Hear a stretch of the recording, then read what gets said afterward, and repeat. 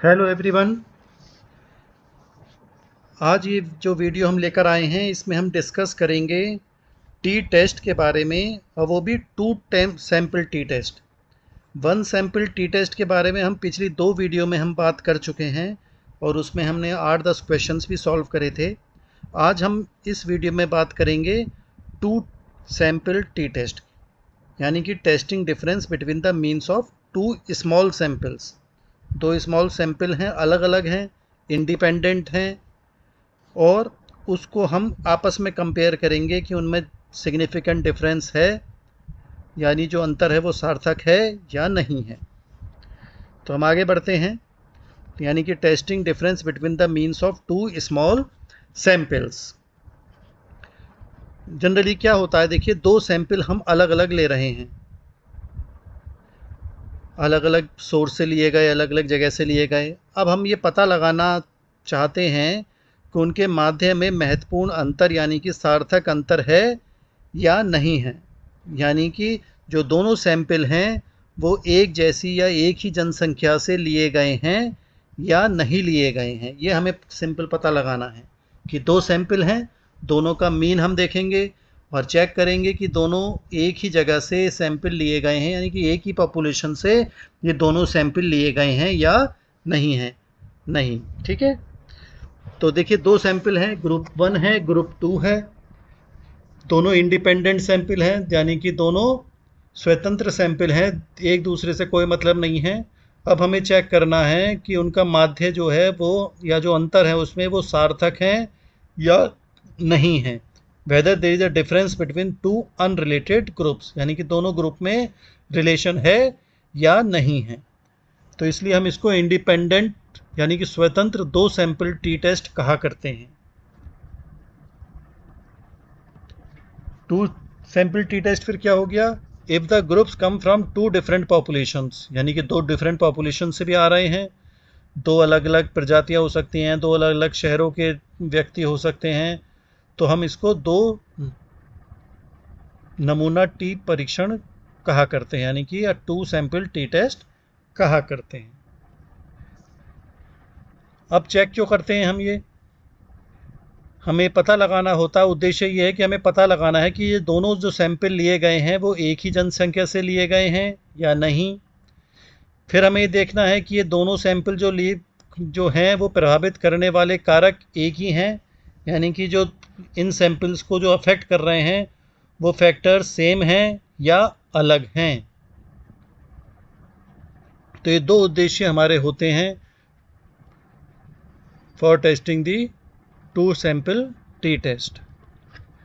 कैसे निकालेंगे हम, ये कैसे सॉल्व करेंगे, इसका प्रोसीजर मैंने देखिए यहाँ पर दे रखा है कि जब हम न्यूमेरिकल क्वेश्चंस करेंगे तो वो इसी प्रोसीजर के हिसाब से करेंगे।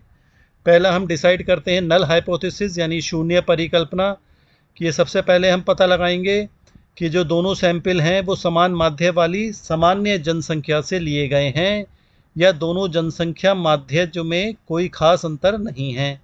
एक ही बात है, मीन्स कि both the samples have been drawn from a normal population with the same mean or the two population means do not differ significantly, यानी कि दोनों अंतर जो है उनमें वो अंतर सार्थक नहीं है। तो इसलिए देखिए दो सैंपल हो गए, उनके मीन को हम एक म्यू कहते हैं, ये जो यू बन रहा है नीचे देखेंगे आप लास्ट में, μ1 μ2, यानी कि एक सैंपल का मीन और μ2 हो गया दूसरे सैंपल का मीन। आगे देखेंगे, स्टेप 2 पर आएंगे तो टी टेस्ट की हम कैलकुलेशन करेंगे। यहाँ पर हम अजम्पशन मानते हैं that population variances are unknown, यानी कि जो वेरिएंस है, स्टैंडर्ड डेविएशन है, वो अननोन है, बट इक्वल भी माना जाएगा कि वो सेम है। Test statistics computed with the help of the formula हम आगे देखेंगे। तो स्टैंडर्ड डेविएशन दोनों का सबका सेम है, जबकि वो अननोन है, लेकिन हम ये एज्यूम करते हैं कि वो सेम ही होगा। ये देखिए ये फॉर्मूले दे रखे हैं, आप बिल्कुल ऊपर देखेंगे,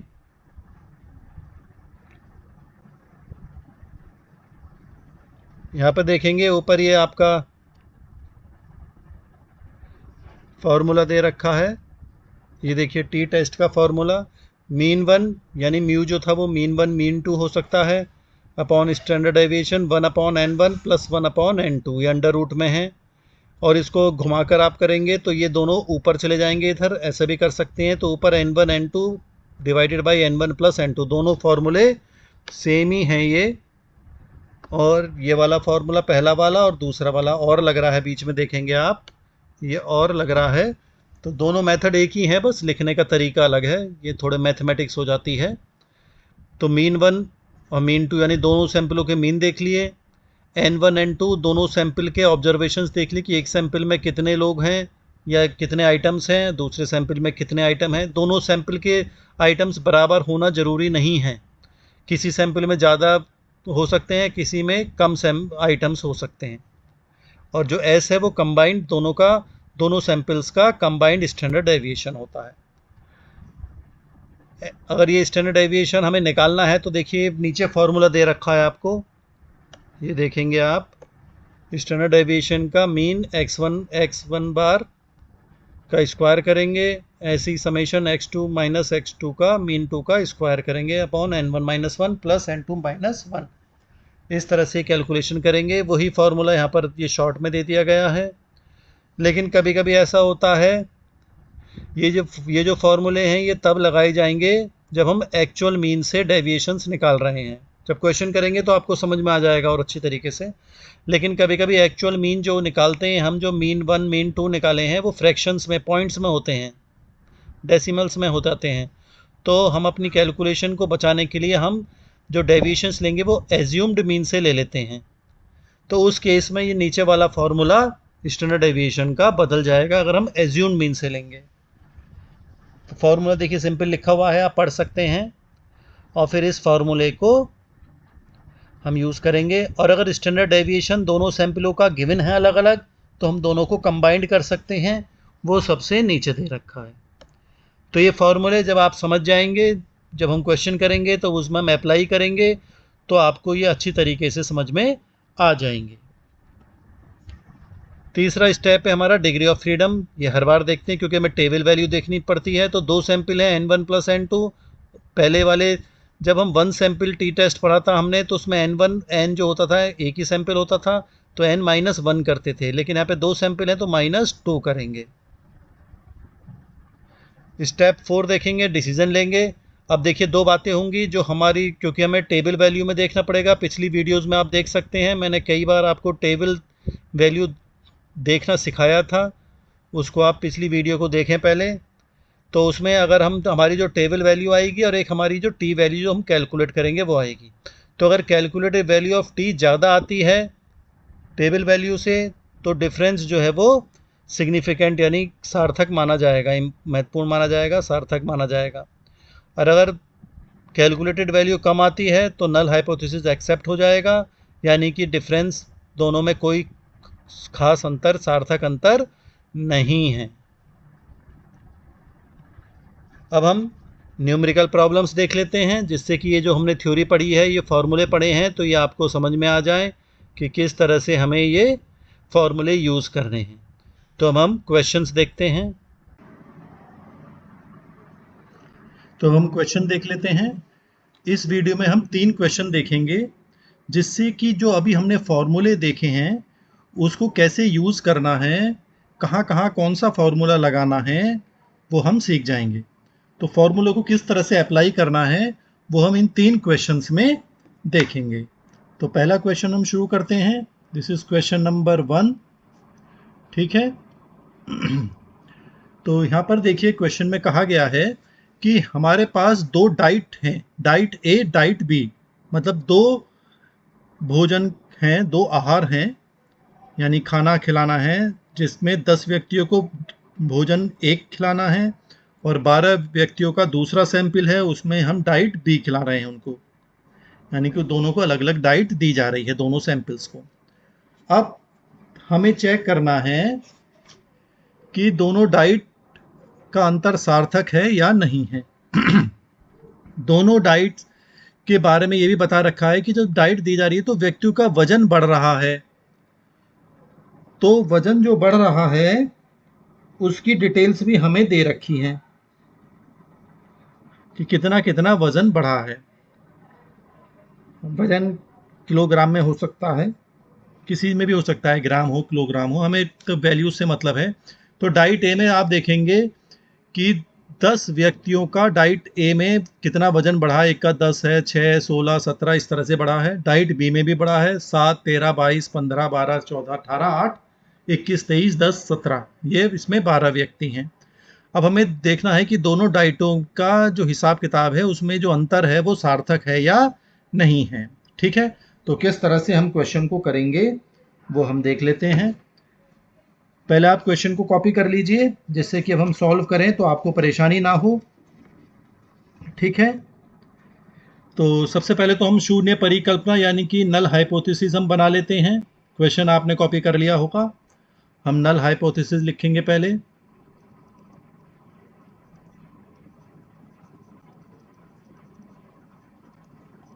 नल हाइपोथेसिस हम क्या मानेंगे कि कोई अंतर नहीं है दोनों में, कि देयर इज, आप समझ गए होंगे किस तरह से हम नल हाइपोथेसिस लिखते हैं। अब तो कई क्वेश्चन में पिछली वीडियो में भी हम लिख चुके हैं कि there is no significant difference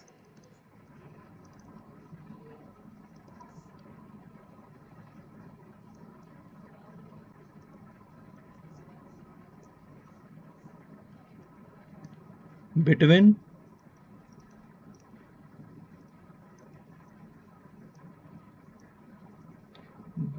both the samples.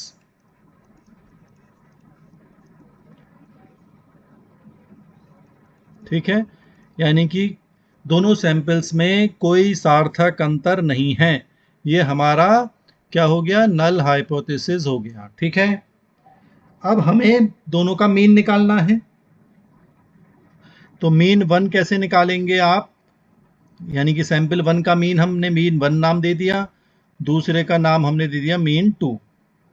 अब आप दोनों सैंपल्स का वजन जो दे रखे थे उनका टोटल कर लीजिए। आप देखिए ये जो वैल्यू दे रखी है आपको, पहले तो ये वैल्यू दे रखी है, इसका टोटल जोड़ लो। इन सबको जोड़ोगे तो यानी कि समेशन एक्स आ जाएगा इसका 120, इनको जोड़ेंगे 120 आएगा, और नीचे वाली लाइन को जोड़ेंगे इसका समेशन एक्स आएगा 180। इन दोनों को जोड़ लीजिए आप। ठीक है, इसको अलग जोड़ लीजिए तो उसका टोटल डाइट ए का 120 टोटल आएगा। 10 प्लस 6 प्लस 16 17 सब जोड़ लीजिए, और डाइट बी को जोड़ेंगे, सारे वजनों को जोड़ लीजिए तो 180 आएगा। ठीक है, अब हम मीन निकाल लेते हैं। मीन का फॉर्मूला आप जानते ही हैं, summation X upon N. Summation X में एक्स का सम, जो आपने 120 मैंने अभी बताया, 10 व्यक्ति हैं ये, तो इनका मीन आ गया 12। इसमें भी फॉर्मूला वही रहेगा, समेशन एक्स अपॉन एन, या 1 और 2 कह सकते हैं आप, कोई फ़र्क नहीं पड़ रहा, एक सैंपल 1 का एक सैंपल 2 का। ये 180/12 हो गया, तो ये आपकी वैल्यू आ जाएगी 15। तो दोनों हमारे मीन निकल कर आ गए। अब हमें निकालना है स्टैंडर्ड डेविएशन, क्योंकि वो गिवन नहीं है। स्टैंडर्ड डेविएशन हम दोनों का कंबाइंड निकालेंगे। तो पहले हम किस मेथड से निकालेंगे, देखिए आप पहले समझ लें। देखिए पहले हम x1 नाम ले लेते हैं, जो पहला सैंपल है x1, इनकी वैल्यूज़ को हम यहाँ पे लिख लेते हैं। ठीक है, इनकी वैल्यूज़ को लिख लेते हैं, आपके पास तो है ही, क्वेश्चन कॉपी होगा, देख लें आप। तो पहला है 10, 6, 16, 17, 13, 12, 8, 14, 15 और 9। ठीक है, अब हमारा मेथड क्या होगा समझ लें आप। डेविएशन निकालने के लिए मतलब स्टैंडर्ड डेविएशन निकालना है तो डेविएशन लेना पड़ता है। मीन वन में से हम मीन वन माइनस कर देंगे, यानी कि सम में से जो मीन हमारा निकल कर आया है, मीन कितना निकला, यानी कि x1 में से हम जो भी हमारा 12 निकल कर आया है वो माइनस कर देंगे। ठीक है, कोई परेशानी। तो 10 में से हम 12 माइनस करेंगे, इस सब में से 12 माइनस करते हुए जाना है। अगर 10 12 से जो कम होंगे वैल्यू तो माइनस का साइन आएगा। 10 में से 12 घटाइए तो माइनस के 2 बचेंगे। 6 में से -6 घटाएंगे तो माइनस के 6, ये तो आता ही है आपको। अब 16 में से 12 घटा लीजिए, 16 ज़्यादा है, ज़्यादा में से कम घटा सकते हैं तो प्लस रहेगा 4। 17 में से 12 गए 5, 13 में से 12 घटाए 1, 12 में से 12 गया 0, 8 में से 12 गया माइनस के 4, 14 में से 12 माइनस करे 2, 15 में से 12 माइनस करे 3, 9 में से 12 घटाएंगे तो 3 बचेगा लेकिन माइनस का। अब हमें इसका स्क्वायर करना है जो आया निकल कर, यानी कि x1 में से जो मीन 1 हमने घटाया है उसका स्क्वायर करना है, यानी कि -2 को -2 से ही गुणा करनी है। तो 2 गुणा 2 4 हो गया, माइनस माइनस को गुणा करते हैं तो प्लस हो जाती है। 6 इंटू 6 36, 4 को 4 से ही गुणा करेंगे 16, 5 को 5 से गुणा करेंगे 25, 1 को 1 से गुणा करेंगे तो 1, 0 को 0 से गुणा करेंगे 0, 4 इंटू 4 16, 2 इंटू 2 4, 3 इंटू 3 9, 3 इंटू 3 9। इन सबको आप जोड़ लीजिए क्योंकि हमें इनका सम करना है। तो इनका यानी कि समेशन आ रहा है आपका x1 माइनस मीन 1 कितना आ रहा है, ये 120। इन सबको जोड़ लीजिए, ये 120 निकल कर आ जाएंगे। मैं समझता हूं कोई परेशानी यहां तक आपको नहीं होनी चाहिए। अब ऐसे ही हम मीन 1 है ये, तो फर्स्ट सैंपल लिया, अब डाइट बी ले लेते हैं। बिल्कुल सेम, दोबारा समझ लीजिए अगर अभी ना समझ में आया हो तो x2 नाम दे दिया हमने इसको, ठीक है। तो हमने इसको 2 नाम दे दिया है, तो इसकी वैल्यू लिख लेते हैं 7 13 22 15 12 14 18 8 21 23 10 17, ठीक है। ऐसे ही अब मीन 2 में x2 में से मीन 2 माइनस करेंगे, यानी कि x2 में से हम क्या माइनस कर दें, अभी हमने मीन कितना निकाला था डाइट बी का 15, ठीक है। तो अब 7 में से 15 माइनस करेंगे तो यह आ जाएगा माइनस का 8, 13 में से 15 माइनस के 2, 22 में से 15 माइनस करिए 7, 15 में से 15 माइनस करेंगे 0, 12 में से 15 माइनस करेंगे माइनस के 3, फिर ऐसे ही माइनस का 1 प्लस के 3, 8 में से 15 गए माइनस के 7, 21 में से 15 माइनस करेंगे तो यह आ जाएगा 6, फिर 23 में से माइनस करेंगे 15 8, 10 में से माइनस करेंगे माइनस के 5, 17 में से 15 माइनस करें 2। अब इनका स्क्वायर बना लेते हैं हम, यानी x2 में से जो मीन 2 हमने माइनस करा उसका स्क्वायर बना लो, यानी कि -8 को -8 से ही गुणा कर रहे हैं। तो 8 गुणा 8 कितना होता है 64, 2 दूनी 4, 7 गुणा 7 49, 0 into 0, 3 into 3 9, 1 into 1 -1 into -1 1, 3 into 3 9, 7 into 7 49, 6 into 6 36, 8 into 64, 5 into 5 25, 2 2 जा 4। इनको आप सबको जोड़ लीजिए, इनको आप जोड़ लेंगे, यानी कि summation mean x2 minus mean 2 ये बराबर आपका आ जाएगा, सबको जोड़ लीजिए तो 314 निकल कर आ जाएगा। ये आ गया हमारा डाइट बी का डेविएशन का स्क्वायर।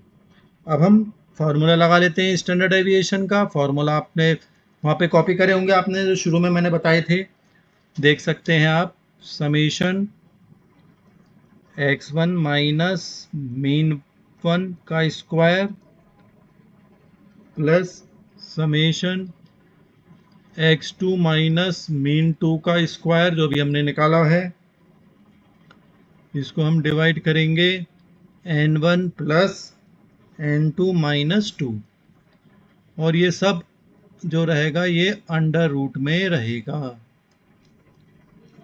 अब हमने टोटल करा है, देख लें आप, पहले का टोटल कितना आया था 120, दूसरे का टोटल आया था 314, n कितना है, पहला है 10, दूसरा है 12 -2, क्योंकि 2 सैंपल हैं तो -2 हो गया। इनको जोड़ लीजिए आप तो यह आ गया 434 डिवाइडेड बाई 20, इसको आप डिवाइड कर लीजिए, अंडर रूट निकाल लीजिए, तो ये वैल्यू हो जाएगी 4.66। ये हमारा स्टैंडर्ड डेविएशन निकल कर आ गया। अब हम टी का फॉर्मूला लगा लेते हैं। फॉर्मूला क्या होता है टी का? Mean 1 minus mean 2 divided by S, यानी स्टैंडर्ड डेविएशन जो निकाला, इसको हम मल्टीप्लाई करेंगे, अंडर रूट में है n1 n2 divided by n1 plus n2। बीच में n1 n2 लिख दिया तो इसका मतलब ये दोनों को गुणा करना है, n1 और n2 को गुणा करना है। और ये मोडस लगा देते हैं, यानी कि माइनस प्लस का अंतर खत्म हो जाएगा, केवल पॉजिटिव वैल्यू मानी जाएगी, केवल हमें डिफरेंस देखना है। ठीक है, मीन 1 हमने निकाला था, कितना निकाला था आपको याद होगा? 12 निकाला था। मीन 2 हमने 15 निकला था, डिवाइडेड बाई एस निकाला था 4.66, और ये मॉडस हो गया इनटू एन। पहला कितना है 10, दूसरा सैंपल है 12 का, 10 प्लस 12, ठीक है, ये आ गया 3, 4.66 इंटू 120 अपॉन 22। सॉल्व आपको खुद करना है ये, ठीक है। 3 अपॉन 4.66 इंटू, इसको आप भाग कर लीजिए और अंडर रूट निकालेंगे तो ये वैल्यू आ जाएगी 2.335। Multiply, division, addition, subtraction, under root, ये आपको आना चाहिए निकालना, तभी हम इन क्वेश्चंस को कर पाएंगे। इनको सॉल्व कर लीजिए, 3 से इसको गुणा कर लीजिए, 4.66 से सबको डिवाइड कर दीजिए, तो वैल्यू आ जाएगी आपकी 1.5। ठीक है, 1.5। अब टी की वैल्यू निकल गई। अब हमें डिग्री ऑफ फ्रीडम देखना है, जैसे मैंने प्रोसीजर भी बताया था आपको। डिग्री ऑफ फ्रीडम क्या फॉर्मूला था? n1 प्लस n2 माइनस 2, यानी 10 प्लस 12 माइनस 2, तो हो गया ये 20। अब हमें इसको टेबल वैल्यू में देखना है। 20 एट 5% सिग्निफिकेंट लेवल पर। पहले भी हम देख चुके हैं, आप कहें तो मैं दोबारा देखिए टेबल दिखवा देता हूं आपको।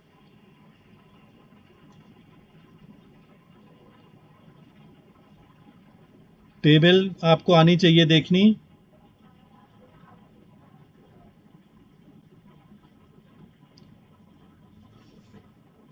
देख लें आप, टेबल है आपके सामने। बड़ी कर देता हूं मैं, जिससे आपको आसानी से दिख जाए। देखिए, हमें 5% सिग्निफिकेंस लेवल पे लेना है, तो यानी कि 0.05। ये देखिए 0.05 इधर लिख रहा है, और 20 पर देखना है। डिग्री ऑफ फ्रीडम कितना था? देखिए 20, ये दे रखा है। ठीक है, अब हमें इस लाइन में चलना है और 0.05 वाली लाइन में आना है। ये देखिए, ये वैल्यू आई निकल कर 2.086, 2.086 आई, क्योंकि ऊपर देखिए 5 है ये, और इस लाइन में इधर से चले, इस लाइन में इधर से चले, जहां टकरा गए वो वैल्यू मानी जाएगी टेबल वैल्यू। तो ये हो गया 2.086। ठीक है, अब हम अपनी वैल्यू लगा लेते हैं। टेबल वैल्यू, यानी कि जो टेबल में हमें देखी है, ये आई है आपकी 2.086, और जो कैलकुलेटेड वैल्यू है, कैलकुलेटेड वैल्यू ऑफ टी, वो हमें अभी निकाली है, वो 1.5 दे रखी है। तो कैलकुलेटेड वैल्यू हमारी कम है। कम है तो यानी कि नल हाइपोथेसिस एक्सेप्ट हो गया, यानी नल हाइपोथेसिस हम H0 लिख सकते हैं, ये एक्सेप्ट हो गया। और एक्सेप्ट हो गया तो इसका मतलब नल हाइपोथेसिस मान लिया गया, वो सही माना गया। और नल हाइपोथेसिस क्या कह रहा था? कि कोई अंतर दोनों में सार्थक नहीं है, there is no significant difference between the mean of two samples. तो इसलिए क्या निकल कर आया conclusion? Hence the difference is not significant. The difference is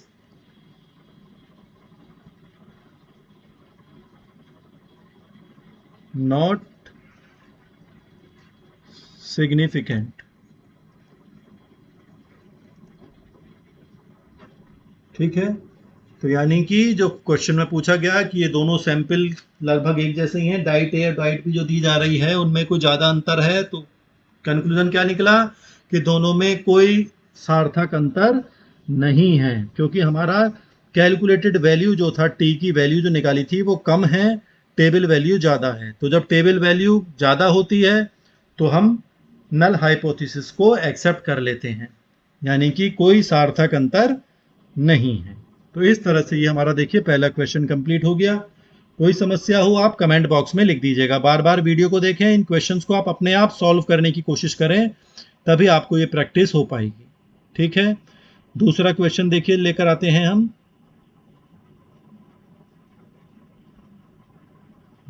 question number 2,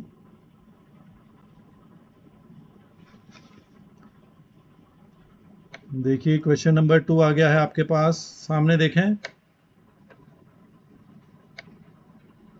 देखिए ये हो गया आपका क्वेश्चन नंबर 2। तो क्वेश्चन नंबर 2 भी बिल्कुल सिंपल है।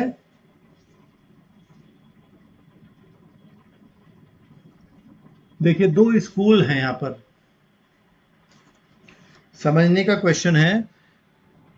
हमने सैंपल लिया 8 बच्चों का, स्कूल के बच्चे हैं वो, आप जैसे ही छात्र छात्राएं हैं, और उनका एवरेज मार्क्स आए, जो उनका टेस्ट लिया गया तो उसमें जो उनके नंबर आए हैं वो दे रखे हैं। 50, एक के 50 आए, एक के 60 आए, 65, 55, 68, 70, 72 एंड 78। ऐसी दूसरा सैंपल लिया गया दूसरे स्कूल से, उसमें 6 बच्चे थे, उनके भी एवरेज लिया गया, उनके जो टेस्ट हुआ उनके यहाँ पर, और उनके जो नंबर आए हैं, मार्क्स आए हैं, वो भी दे रखे हैं आपको 55, 60, 65, 55, 45 और 50। ठीक है, तो पहले में 8 बच्चे हैं, दूसरे में 6 बच्चे हैं। अब हमें ये देखना है कि जो दोनों स्कूलों का लेवल है, देखिए दोनों के नंबर आए हैं, स्कूल अच्छा कौन सा माना जाएगा? जिसके बच्चे अच्छे नंबर लेकर पास होंगे, अच्छे नंबर लेकर आएंगे। तो हमसे ये पूछा है कि ये जो स्कूल हैं दोनों, इन दोनों का लेवल कैसा है, अंतर ज़्यादा है, लेवल दोनों का अलग अलग है, या दोनों में कोई अंतर नहीं है, वो ये हमें पता लगाना है। ठीक है, तो फिर वैसे ही करेंगे हम। पहले नल हाइपोथेसिस ले लेते हैं, क्वेश्चन को कॉपी कर लीजिएगा आप। नल हाइपोथेसिस को हम H0 भी लिख देते हैं। नल हाइपोथेसिस माना जाएगा कि there is no significant difference between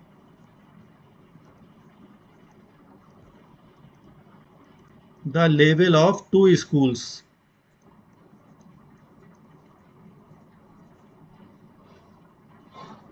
यानी कि हमने ये मान लिया डेट इज कि लेवल दोनों का सेम है, level of two schools is same, दोनों स्कूलों का लेवल बराबर है, दोनों स्कूलों की पढ़ाई एक जैसी ही होती है। अब हम देखिए फिर वही निकालना पड़ेगा, मीन निकालना है और स्टैंडर्ड डेविएशन निकालना है। तो पहले हम मीन निकाल लेते हैं, जो हमारा सैंपल 1 है, यानी कि मीन मीन 1 निकालना है हमें। तो कैसे निकालेंगे? समेशन x1 अपॉन n, या n1 कह सकते हैं आप। तो पहले का टोटल कर लीजिए आपके, देखिए क्वेश्चन में दोबारा दिखा देता हूं आपको। ये देखिए दे रखा है वैल्यू, ये 50, 60, 65, 55, इन सबको जोड़ लीजिए। ऐसी मीन 2 निकालने के लिए दूसरे वाले जोड़ लेंगे। तो पहले वाले जोड़ लेते हैं हम, और इनको आप जोड़ेंगे तो ये वैल्यू आएगी आपकी 518, और टोटल है इनका 8, 8 बच्चे हैं, तो इनका एवरेज आ गया, यानी कि मीन आ गया 64.75। ठीक है, मीन 2 निकालना है तो x2 करेंगे, दोनों जोड़ेंगे और n 2 हो जाएगा। मीन 2 निकालने के लिए दूसरे सैंपल को जोड़ लीजिए सारे वैल्यूज उनकी, तो वो आएंगी आपकी 330।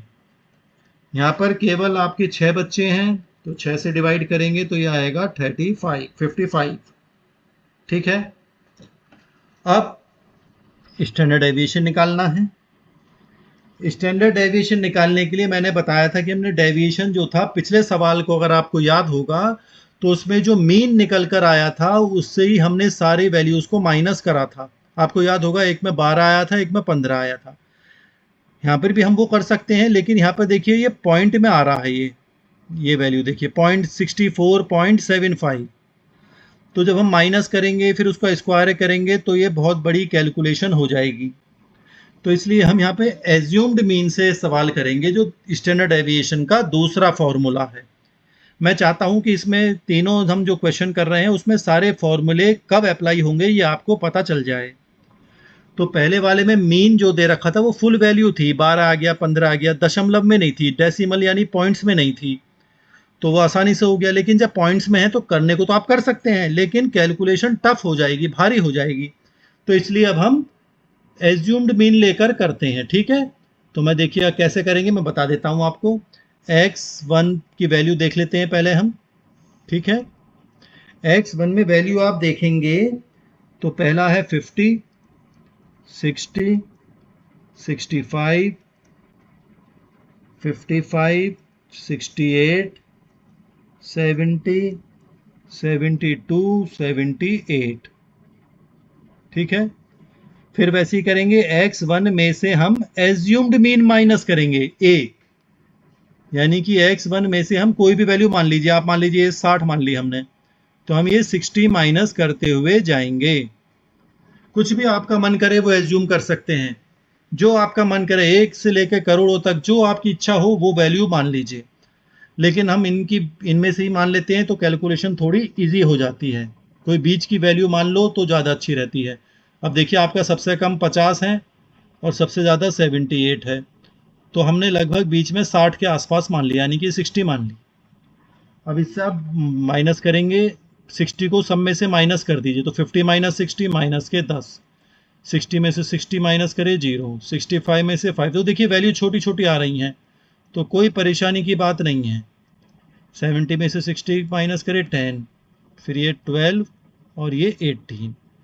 अब हम इनका स्क्वायर कर लेते हैं। मीन 1 माइनस ए जो हमने करा है, या हम A1 नाम दे देते हैं इसको, क्योंकि दूसरे का भी निकालेंगे, तो ये इसका स्क्वायर कर लेते हैं। स्क्वायर करना आपको आता है, मेथड वही है, सेम है, बस एस का स्टैंडर्ड डेविएशन का फॉर्मूला बदल जाता है जब एज्यूम मीन लगाते हैं हम। तो अब माइनस 10 का स्क्वायर करेंगे, 10 इंटू 10, 10 गुणा 10 कितने होते हैं 100, ये 0, 25। अब तो आप स्क्वायर करना सीख गए होंगे। 8 इंटू 8 64, 10 इंटू 10 100, ये 144, और लास्ट का आ गया 324। 18 को 18 से गुणा करेंगे तो 324 आएगा।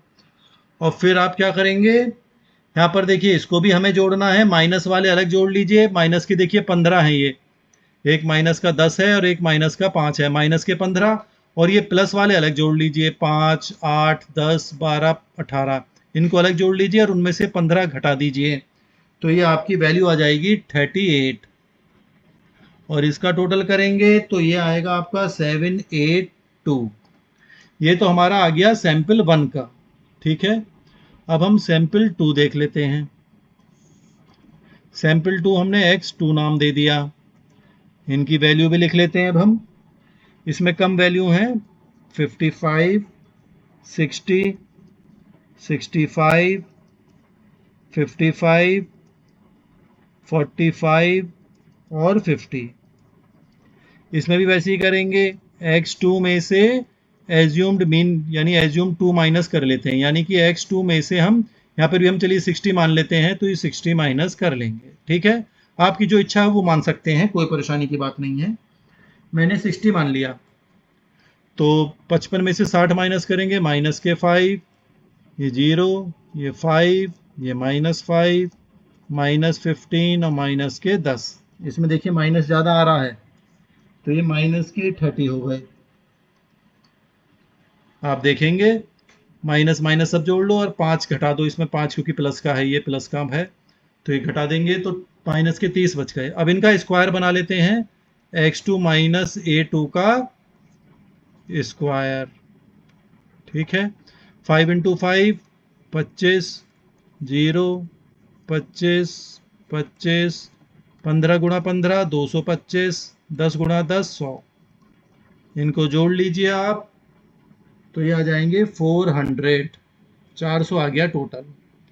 ठीक है, इसका -30, इसका 400। अब s का फॉर्मूला हम लगा लेते हैं। अब बड़ा फॉर्मूला हो जाएगा, देखिए फॉर्मूले आपको खुद याद करने पड़ेंगे, बार बार लिखेंगे तो याद हो जाएगा। s बराबर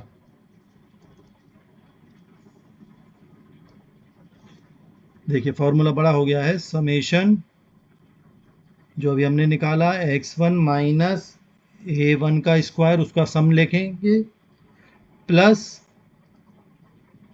दूसरे वाले का लिखेंगे समेशन x2 माइनस a2 का स्क्वायर माइनस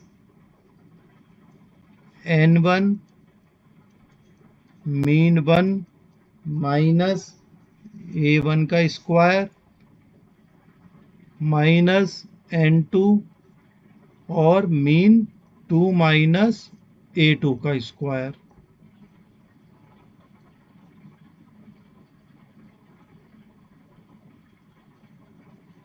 ये जो स्क्वायर है ये हमारा बाहर रहेगा, इनके ये बाहर रहेगा।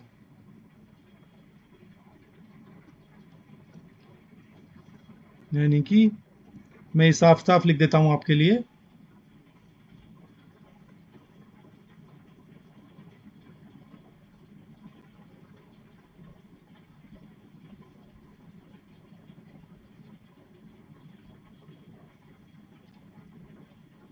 दोबारा मैं साफ साफ लिख देता हूं, माइनस n2 और ये मीन 2 माइनस a2 का स्क्वायर।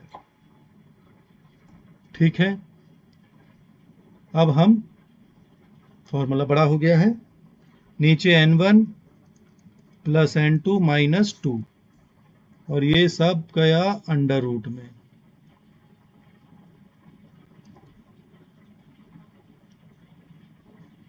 अंडर रूट पूरा रहेगा, वैल्यू सिंपल है, देखिए छोटा हो जाएगा बिल्कुल। मीन 1 a1 का स्क्वायर हमने देखिए ऊपर निकाला था, ये 782 निकाला था हमने, ये लिखेंगे 782,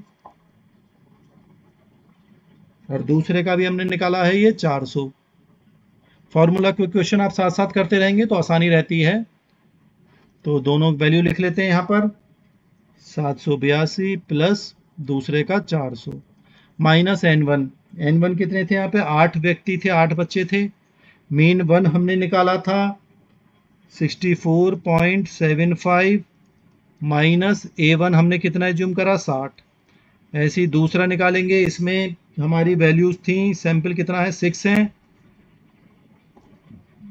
मीन 2 हमने कितना निकाला था 55 माइनस a2 हमने कितना माना था 60, और ये इसका स्क्वायर, इसका स्क्वायर, ये सब डिवाइड हो जाएंगे। n1 कितना है 8 प्लस दूसरा 6 माइनस 2, और ये सब अंडर रूट में जाएगा। इसको सॉल्व कर लीजिए, इन दोनों को जोड़ेंगे तो ये आ जाएगा 1182 माइनस 8। 64.75 में से 60 माइनस करिए तो 4.75 और उसका स्क्वायर निकालेंगे आप, माइनस 6, ये माइनस के 5 बचे और इसका स्क्वायर निकालेंगे, डिवाइडेड बाई 8 प्लस 6 कितना हो गए 14 माइनस 2 12, और ये सब रहेगा अंडर रूट में।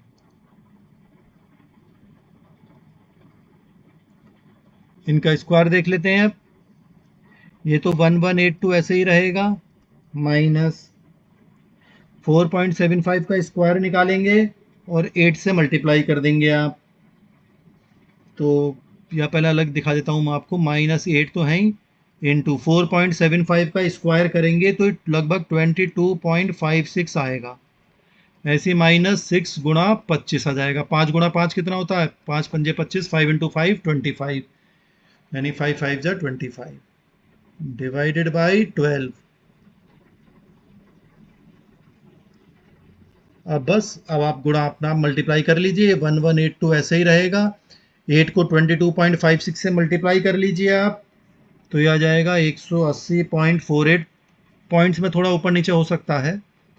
-25 को 6 से मल्टीप्लाई करेंगे तो 150 आ जाएगा, डिवाइडेड बाई 12 और अंडर रूट तो है ही। अब हम आगे बढ़ते हैं, 1182 में से 180.48 माइनस करेंगे और फिर 150 माइनस करेंगे, यानी कि ये दोनों माइनस करने हैं, 180 भी माइनस करना है, 150 भी माइनस करना है। तो 1182 माइनस कितने करने हैं?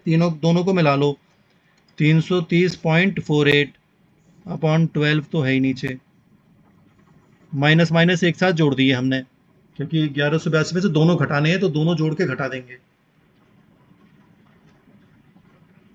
1182 में से भी माइनस कर दीजिए आप, तो ये आ जाएगा आपका 851.52 डिवाइडेड बाई 12। इसको डिवाइड कर लीजिए तो ये 70.96 के आसपास आ जाएगा। अंडर रूट निकालेंगे तो 8.424 निकल कर आ जाएगा। ये हमारा S निकल कर आ गया, S। ठीक है,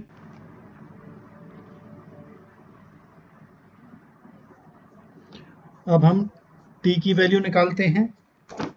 S हम निकाल चुके हैं। अब हम तो t की वैल्यू निकालने के लिए हमें फॉर्मूला आपको पता चल ही गया है, mean 1 minus mean 2 upon standard deviation, modus लगाते हैं, n1 n2 upon n1 plus n2। ये फॉर्मूला आपको पता ही है, t का फॉर्मूला है।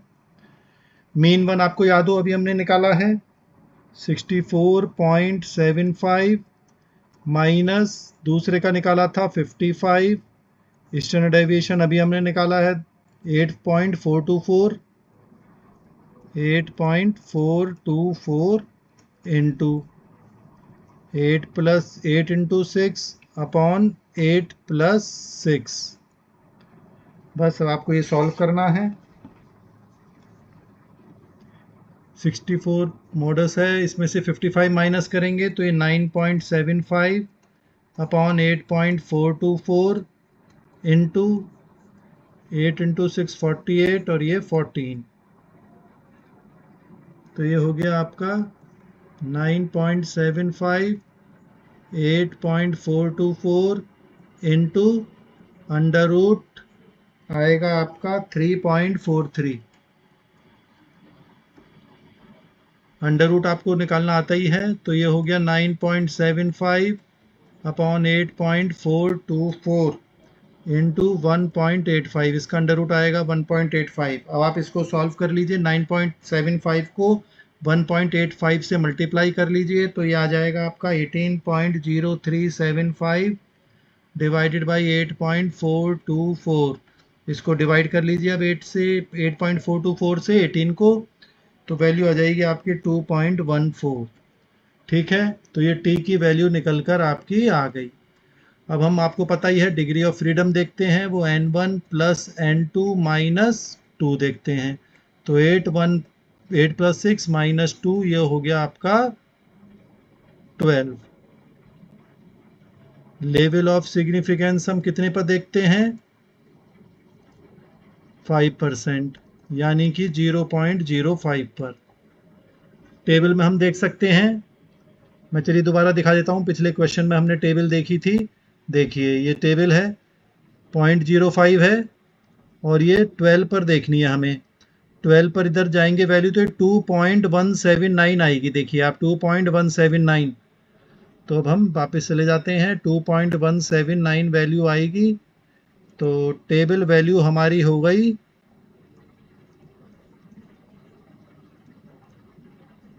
2.179 और कैलकुलेटेड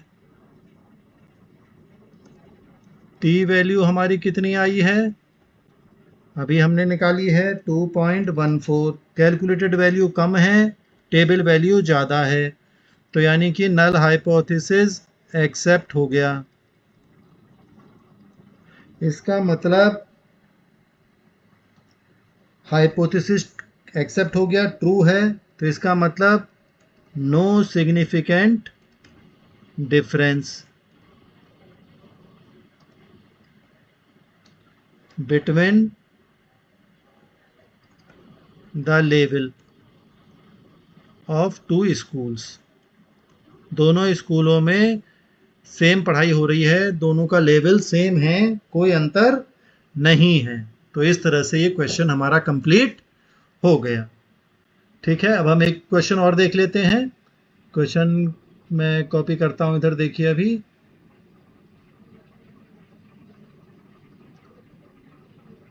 तो क्वेश्चन नंबर हम 3 देख लेते हैं।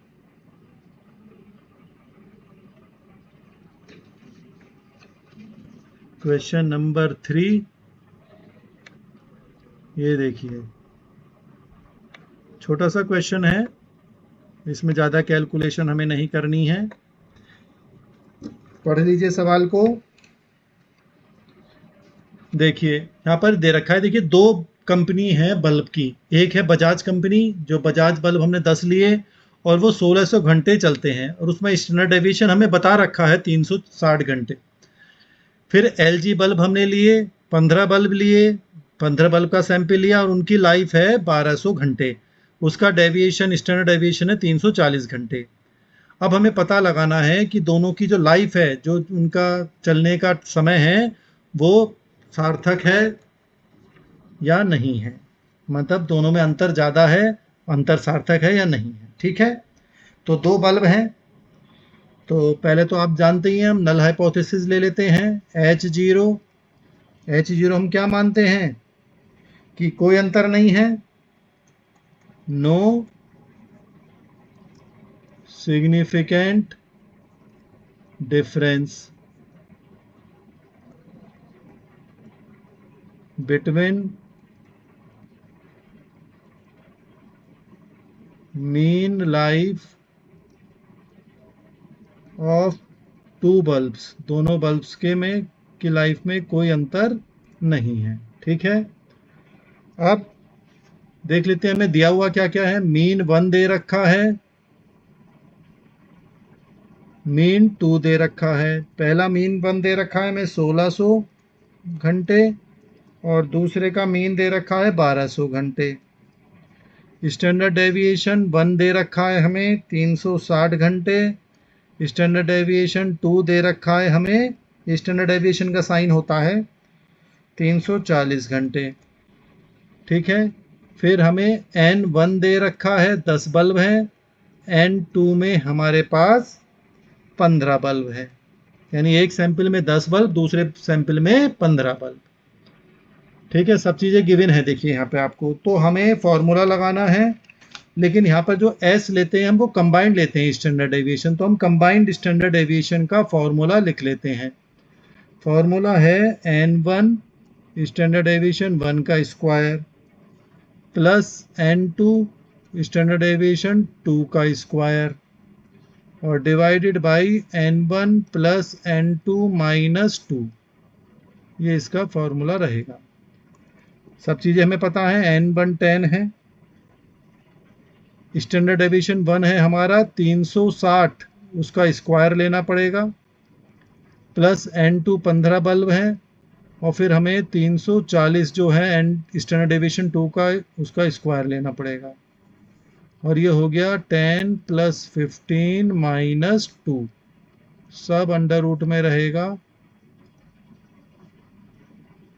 ठीक है, अब 10 इंटू 36 को 360 इंटू 360 करेंगे आप, तो ये आएगा 129600। ऐसे ही दूसरे का करेंगे, 15 गुणा 340 गुणा 340 करेंगे आप, तो 115600 आ जाएगा, और डिवाइडेड बाई ये कर लीजिए आप, तो 23 आ जाएगा अंडर रूट।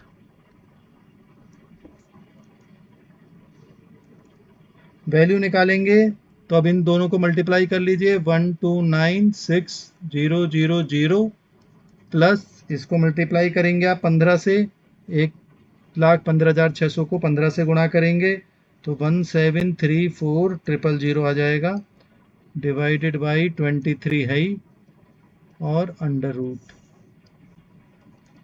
तो ये हो गया आपका, दोनों को ऐड कर लीजिए, 3030000 डिवाइडेड बाई 23 अंडर रूट। ठीक है, फिर इसके बाद इसको डिवाइड 23 से इसको डिवाइड करेंगे तो आएगा 131,739.13 अंडर रूट में। अंडर रूट निकाल लेंगे आप तो इसकी वैल्यू आ जाएगी 362.96। ये एस की वैल्यू आ गई आपकी, एस इक्वल टू, अब टी का फॉर्मूला लगा लेते हैं हम, simple,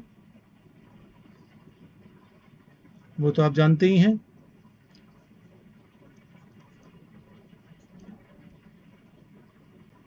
mean 1 minus mean 2 upon S, n1 n2 divided by n1 plus n2। Mean 1 question में गिवन है 1600, दूसरे की 1200, स्टैंडर्ड डेविएशन अभी हमने निकाला है, कंबाइंड स्टैंडर्ड डेविएशन 362.96,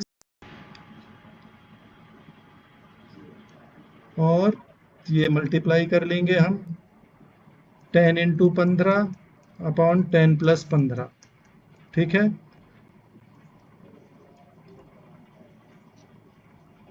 वैल्यू निकल कर आएगी इनकी 400 अपॉन 362.96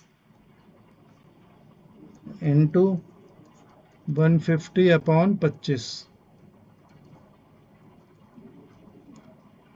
ये हो गया आपका 400 अपॉन 362.96 इंटू अंडर रूट 6।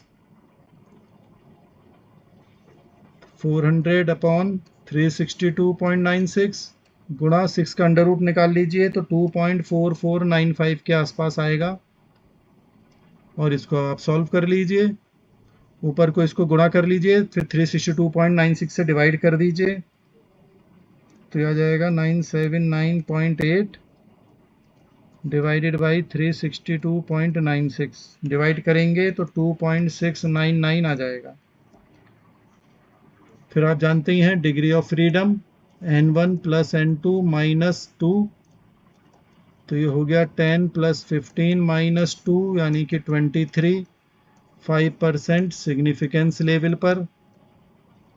तो आप टेबल वैल्यू, अब मैं बता ही देता हूँ आपको, टेबल वैल्यू यहाँ पर दी गई है 2.699, और कैलकुलेटेड वैल्यू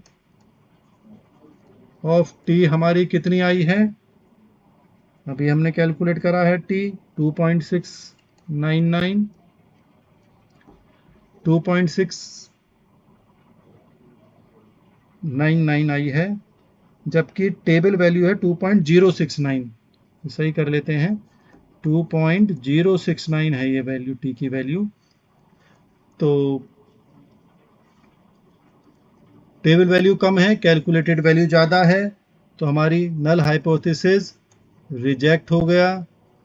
इसका मतलब दोनों में सिग्निफिकेंट डिफरेंस है, बल्ब में अंतर है, there is a significant difference between the mean life of two bulbs, यानी दोनों की क्वालिटी में, यानी कि उनकी जो घंटे चलती हैं वो उनमें अंतर है। इस तरह से देखिए हमने ये क्वेश्चन कंप्लीट हो गया। ठीक है, तो 3 क्वेश्चन हमने देखिए इसमें करे हैं, थ्योरी समझी हमने, तो मुझे उम्मीद है अब आप ये समझ गए होंगे। बार बार इन क्वेश्चन को प्रैक्टिस करिए, तभी आपको ये आसानी से आप कर पाएंगे।